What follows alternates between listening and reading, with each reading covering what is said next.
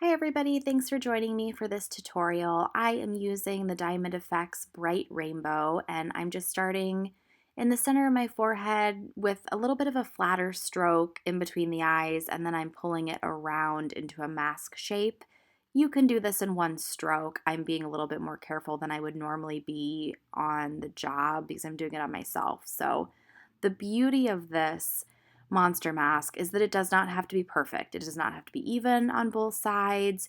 This side I'm pulling in a little bit at the corner of my eye, and then the other side I don't do that. It's a monster. It does not need to be perfect. So wiggle your brush, do some bumps and curves and some lumps. However you make this shape, just do a general mask shape and it'll work. I'm then going to apply some color around the nose, and I'm careful just to kind of sweep it in one stroke motion so that I don't get muddied up color. But when I add detail to it, it's going to look a lot different. For now, I just want to get color down. And then I'm going to take a sponge and I'm going to pick a blue in my paint palette that's pretty close to that Diamond Effects blue and just fill in the center of the mask. I do like this bright rainbow, especially for boys, because there's no pink or purple in it. So it's a really good way to do something kind of fun for a monster mask, but especially for the boys, not get too girly. But girls would like this bright rainbow as well. So now I'm going to take my one stroke and I'm just going to pull some color right over the eyes, and I'm going to do it in kind of that half arc shape.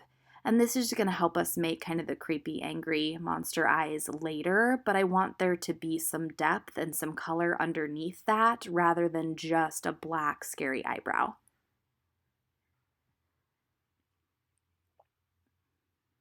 So now for the horns. You can use a round brush for the horns and draw this in, but when I'm on the job, I do everything as quickly as possible because time is money and I want to be fast and kids don't like to wait. So why would you do that when you can use a filbert?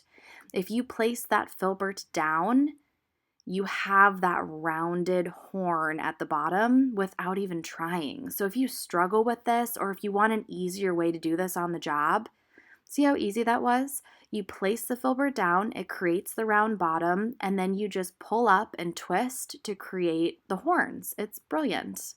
So you can do as many horns or as few as you'd like. I usually like to do a few at the top and a couple at the bottom. Again, the beauty of this is you can add as much or as little as you want. They don't have to be perfect. So just make sure to do a couple scary horns. You can also talk to the kids how, while you're painting it, ask them how scary they want it to be. If they say they want a really scary mask, do it scarier for them. So now I'm going to take my reptile stencil from BAM and I'm going to add some texture. I'm just going to do a dark blue over that light blue to give it some texture and depth. You can see it gives a really, really cool effect, and this makes a huge difference with your monster mask. So depending on what one stroke you use for this, and don't worry if you go over stuff, it's not a big deal, your line work's gonna clean it up. But depending on what one stroke you use, you might wanna go with black or even white. You can see I did a white highlight in the center and a little bit on the sides because I really wanted that stencil to pop, but just do something that's gonna contrast nicely. Now it's time to outline. At the very least, at an event, outline your horns so those really stand out. And then I like to do just a little bit of a kind of half moon underneath the larger horns to make it look like it has some depth and some dimension. But at events or at high volume festivals, you don't have to outline everything. If you have time, like I say in all my videos, it's all about time. If you have time, great. Outline everything, highlight everything, put more detail and shadows and all that stuff. But if you've got a long line, pick your details. Pick what you're going to do. At the very least, I like outlining the horns and then adding some detail in the nose, and then I could kind of leave it at that if I wanted to. But since I've got time, I'm going to add some lines and dots in the horns.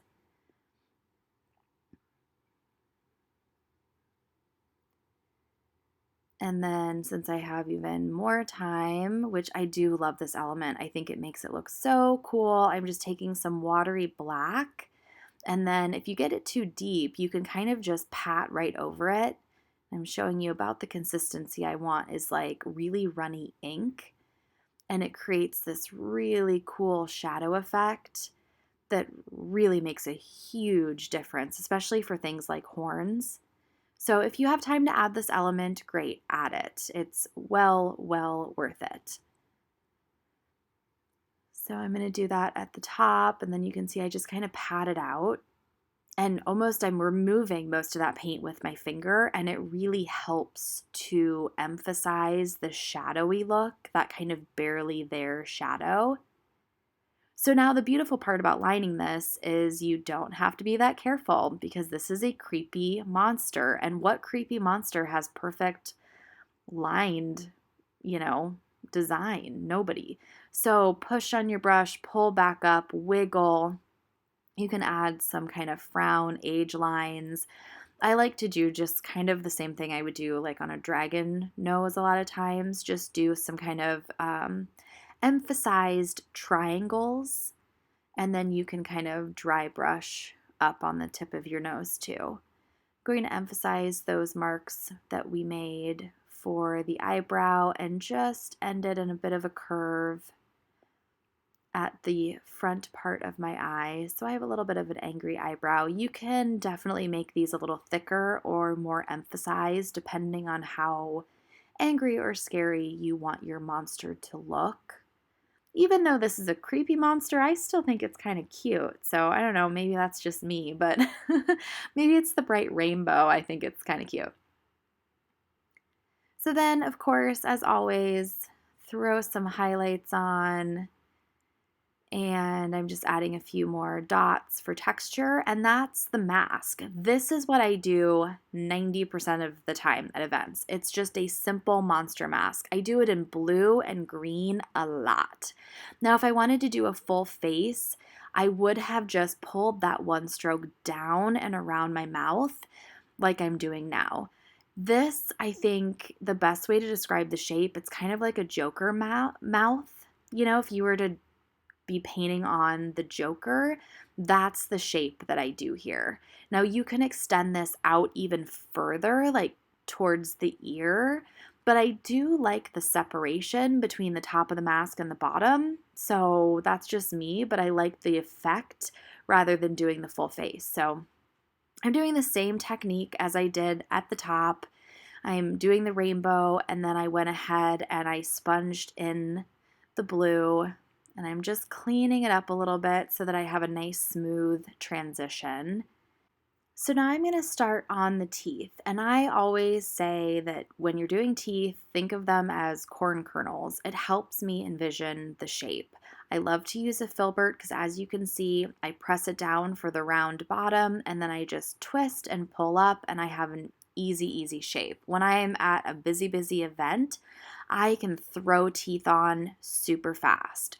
No, they are not the most detailed teeth in the world, but it is a quick way to get that effect for zombie masks or monster masks or skulls. This is what I do. Now, I do want some kind of elongated, more like fangs or creepy monster teeth. So I'm going to do some at the bottom corners of my mouth, and then I'm going to pull some from the top part of my mouth down around my mouth as well.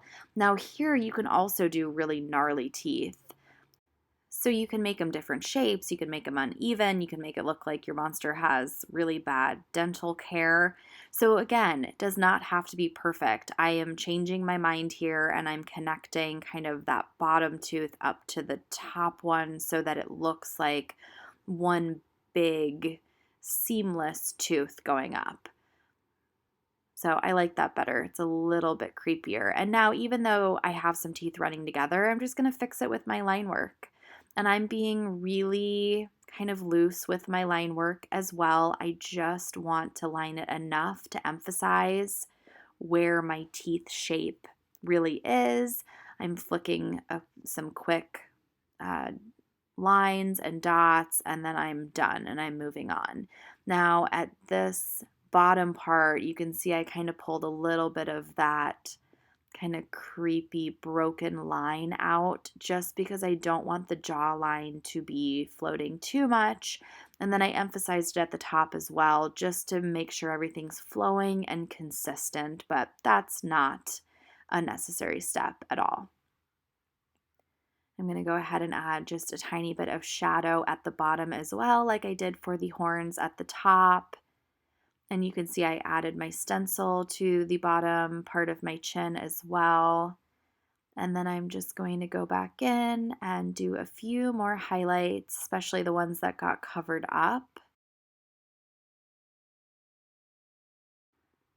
So here we go. Here's the final look with the full face. Again, I love doing just the mask for events. This is my scary monster look. Is it working? Do I look scary?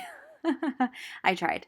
I love doing the mask for events because it's quicker and it's still very, very effective. Even when I just do the mask, sometimes I'll just do teeth at the bottom of the face for the kid, or even pull that stencil down and around. So that's an option too.